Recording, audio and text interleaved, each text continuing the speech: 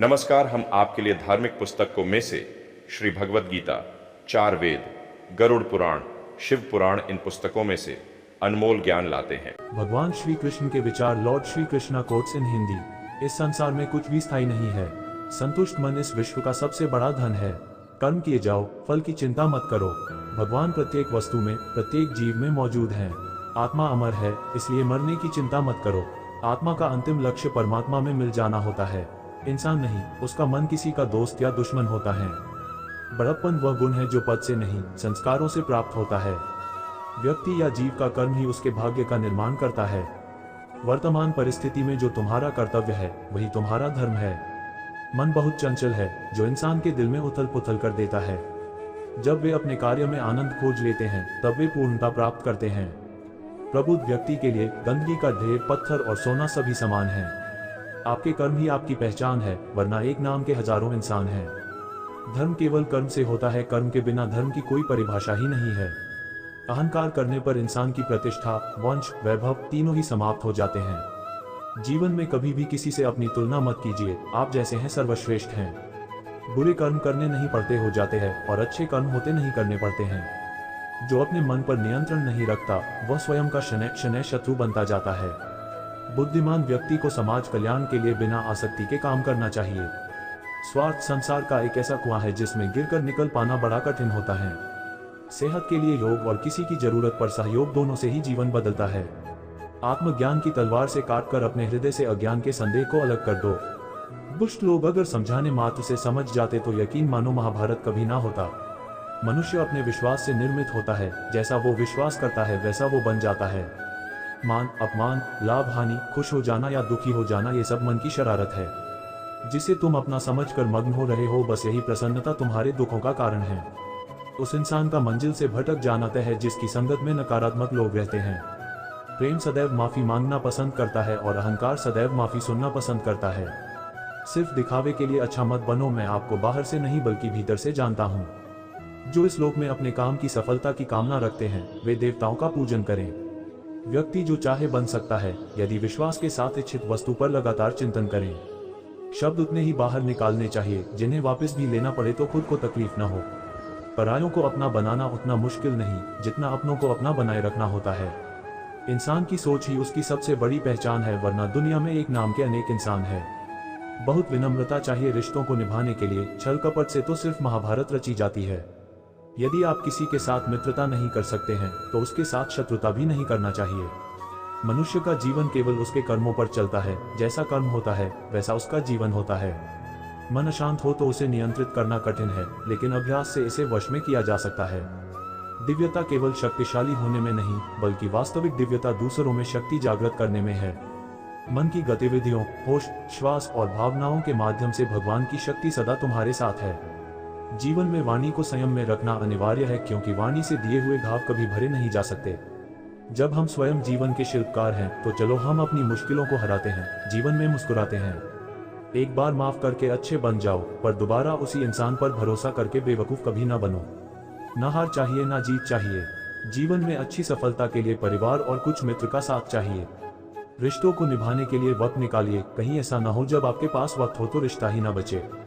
वह जो इस ज्ञान में विश्वास नहीं रखते, मुझे प्राप्त किए बिना जन्म और मृत्यु के चक्र का अनुगमन करते हैं। लोग आपके अपमान के बारे में हमेशा बात करेंगे। सम्मानित व्यक्ति के लिए अपमान मृत्यु से भी बदतर है। जो दूसरों की तकलीफों को समझते हैं, जिनमें दया है, दिल से अच्छे हैं, उन्हें दोबारा जन्म लेना नहीं पड़ता। मनुष्य का जीवन केवल उसके कर्मों पर चलता है। जैसा कर्म होता है वैसा उसका जीवन होता है। मन अशांत हो तो उसे नियंत्रित करना कठिन है, लेकिन अभ्यास से इसे वश में किया जा सकता है। दिव्यता केवल शक्तिशाली होने में नहीं बल्कि वास्तविक दिव्यता दूसरों में शक्ति जागृत करने में है। मन की गतिविधियों, होश, श्वास और भावनाओं के माध्यम से भगवान की शक्ति सदा तुम्हारे साथ है। जीवन में वाणी को संयम में रखना अनिवार्य है, क्योंकि वाणी से दिए हुए घाव कभी भरे नहीं जा सकते। जब हम स्वयं जीवन के शिल्पकार हैं तो चलो हम अपनी मुश्किलों को हराते हैं, जीवन में मुस्कुराते हैं। सम्मानित व्यक्ति के लिए अपमान मृत्यु से भी बदतर है। जो दूसरों की तकलीफों को समझते हैं, जिनमें दया है, दिल से अच्छे हैं, उन्हें दोबारा जन्म लेना नहीं पड़ता। श्री कृष्ण कहते हैं, एक बार माफ करके अच्छे बन जाओ, पर दोबारा उसी इंसान पर भरोसा करके बेवकूफ कभी ना बनो। इच्छा पूरी नहीं होती तो क्रोध बढ़ता है और इच्छा पूरी होती है तो लोभ बढ़ता है। इसलिए जीवन की हर स्थिति में धैर्य बनाए रखना।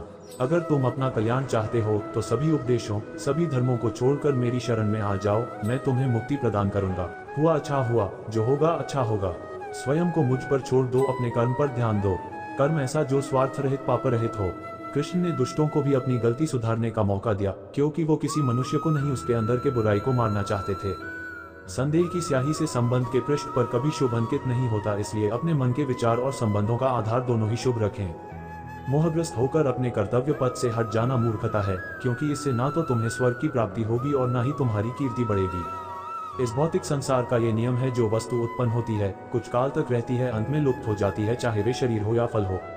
यदि कोई व्यक्ति प्रेम से, भक्ति से पुष्प, फल, जल भी मुझ पर चढ़ा दे तो उसी भाव से उसे स्वीकार करता हूँ, वह मेरा प्रिय भक्त होता है। उससे मत डरो जो वास्तविक नहीं है, ना कभी था ना कभी होगा। जो वास्तविक है वो हमेशा था और उसे कभी नष्ट नहीं किया जा सकता। जीवन में आधे दुख इस कारण जन्म लेते हैं क्योंकि हमारी आशाएं बड़ी होती है। इन आशाओं का त्याग करके देखो, जीवन में सुख ही सुख है। अपने परम भक्तों जो हमेशा मेरा स्मरण या एक चित मन से मेरा पूजन करते हैं, मैं व्यक्तिगत रूप से उनके कल्याण का उत्तरदायित्व लेता हूँ। जन्म लेने वाले के लिए मृत्यु उतनी ही निश्चित है जितना कि मृत होने वाले के लिए जन्म लेना। इसलिए जो अपरिहार्य है उस पर शोक मत करो। श्री कृष्ण ने कहा है, अगर तुम्हें किसी ने दुखी किया है तो बुरा मत मानना। लोग उसी पेड़ पर पत्थर मारते हैं जिस पेड़ पर ज्यादा मीठे फल होते हैं। अंतकाल में जो मनुष्य मेरा स्मरण करते हुए देह त्याग करता है वह मेरी शरण में आता है। इसलिए मनुष्य को चाहिए कि अंतकाल में मेरा चिंतन करें। ये सच बात है कि भूल करके इंसान कुछ सीखता है, परंतु इसका यह मतलब नहीं कि वह जीवन भर भूल करता रहे और कहे कि हम सीख रहे हैं। कृष्ण कहते हैं, इस जगत में मनुष्य भौतिक वस्तुओं का भोग कर सकता है। अगर वे चाहे तो सब कुछ छीन सकते हैं। मनुष्य कुछ भी नहीं कर सकता।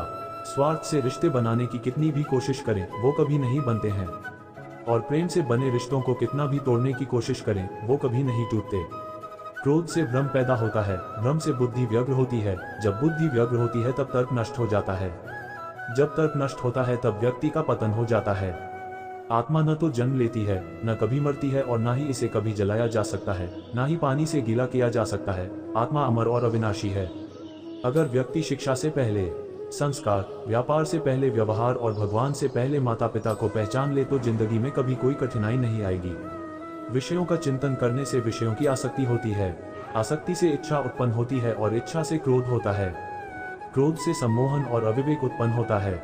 कृष्ण कहते हैं, जैसे प्राणी अपने पुराने कपड़ों उतार कर फेंक देता है, नए को धारण करता है, उसी प्रकार यह आत्मा पुराने शरीर से त्याग करके नया शरीर प्राप्त करती है। तुम उसके लिए शोक करते हो जो शोक करने के योग्य नहीं है, और फिर भी ज्ञान की बातें करते हो। बुद्धिमान व्यक्ति ना जीवित और ना ही मृत व्यक्ति के लिए शोक करते हैं।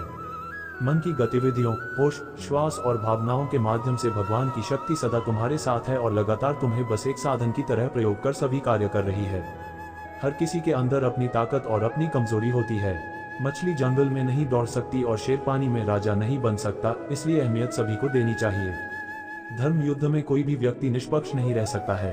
धर्म युद्ध में जो व्यक्ति धर्म के साथ नहीं खड़ा है, इसका मतलब है वह अधर्म का साथ दे रहा है, वह अधर्म के साथ खड़ा है। कोई मनुष्य हमारे साथ बुरा कर रहा है तो उसे करने दो, यह उसका कर्म है और समय उसके कर्म का फल उसे जरूर देगा। लेकिन हमें कभी भी किसी के साथ बुरा नहीं करना चाहिए, क्योंकि यही हमारा धर्म है।